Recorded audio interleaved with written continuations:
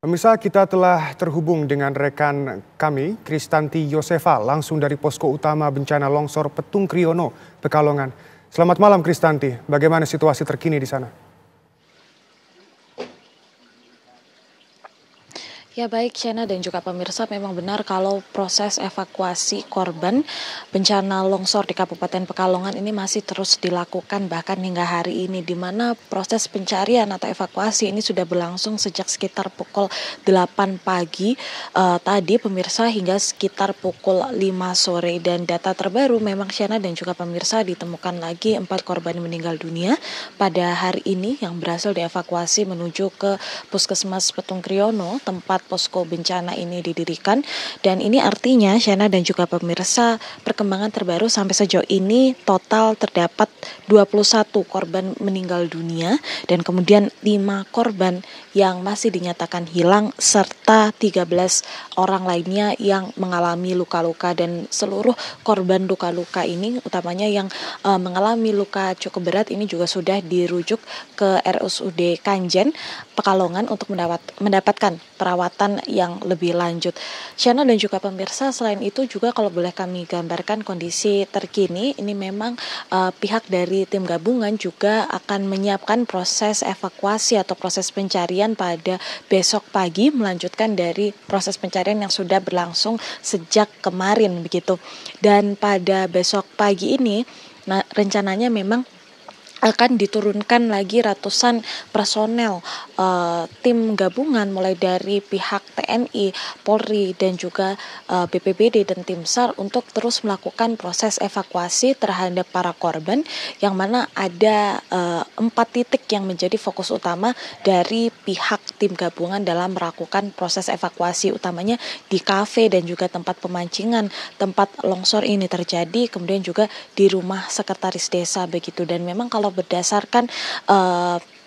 keterangan yang disampaikan oleh pihak dari BPBD, ini memang longsor yang terjadi di Kabupaten Pekalongan ini tidak terjadi di satu pemukiman begitu, namun memang terpisah dan terjadi di 4 titik yang kemudian paling banyak ditemukan korban jiwa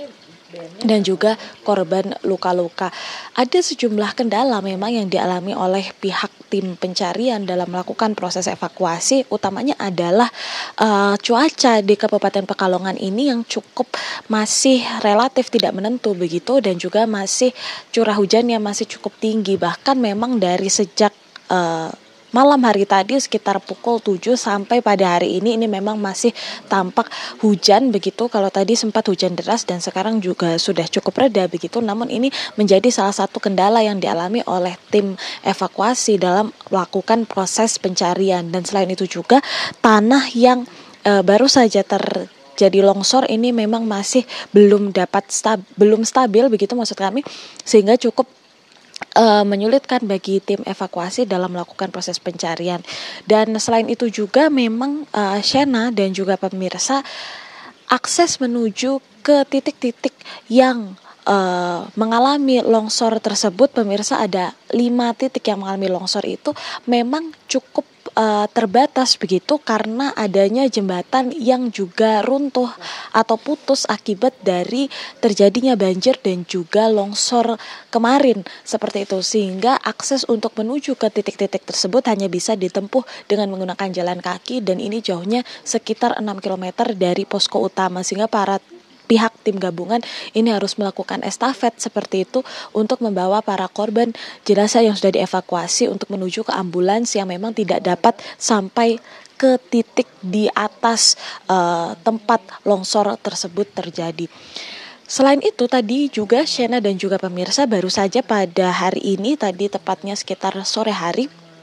ini Kepala BNPB itu melakukan peninjauan di posko utama di Petung Kriono beserta juga dengan pihak dari Kementerian Sosial dan PJ Gubernur Jawa Tengah begitu. Dan dalam kunjungannya ini mereka membahas atau melakukan rapat koordinasi terkait dengan upaya selanjutnya atau langkah-langkah selanjutnya yang akan disiapkan dalam proses pencarian atau evakuasi korban. Nah, salah satunya ini adalah dengan melakukan operasi modifikasi cuaca yang direncanakan atau dijadwalkan ini akan mulai dilakukan pada hari besok.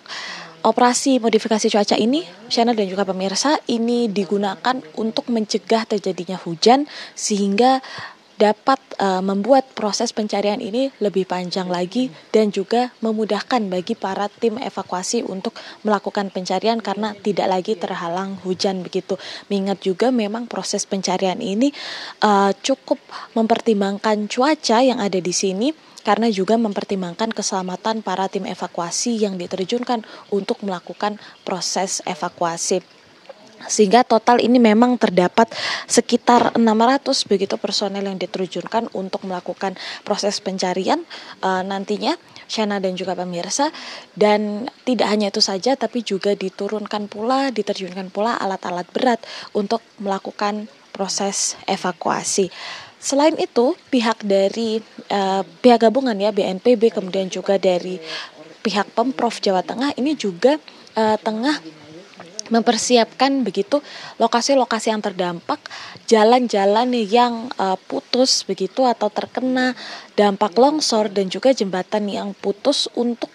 segera dibangun jembatan darurat dan juga pembersihan jalan-jalan yang mengalami dampak dari longsor. Sehingga kami juga nanti pagi ini akan menunggu juga upaya-upaya lanjutan apa yang akan dilakukan setelah tadi sore ini sudah dilakukan rakor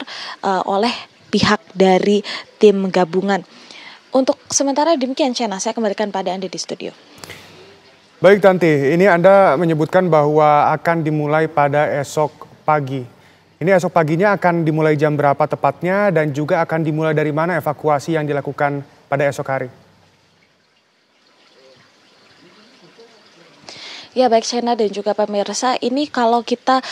mengacu pada proses evakuasi yang juga sudah berjalan hari ini dan juga kemarin seperti itu, rencananya ini proses evakuasi akan berlangsung lagi nanti pagi sekitar pukul 8 waktu Indonesia Barat, dan ini dimulai juga sekitar jam 7 dengan melakukan apel gabungan begitu, sebelum nantinya ini bersama-sama dengan tim gabungan ini akan menuju ke atas lagi ke tempat lokasi kejadian. Dan proses menuju ke sana ini memang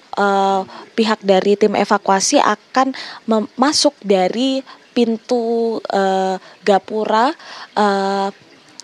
tempat ekowisata Petung Kriono begitu, karena memang longsor ini terjadi di daerah wisata yang ada di Kabupaten Pekalongan. Nah, dari pintu gerbang utama itu, Shana dan juga pemirsa, ini nantinya tim evakuasi akan langsung menuju ke 4 titik yang memang terjadi atau terdampak paling parah di longsor pada musibah kali ini.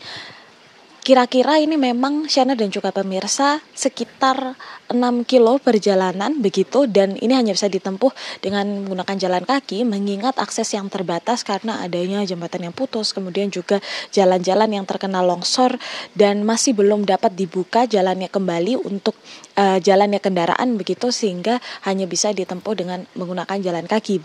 bersama juga dengan pihak tim gabungan.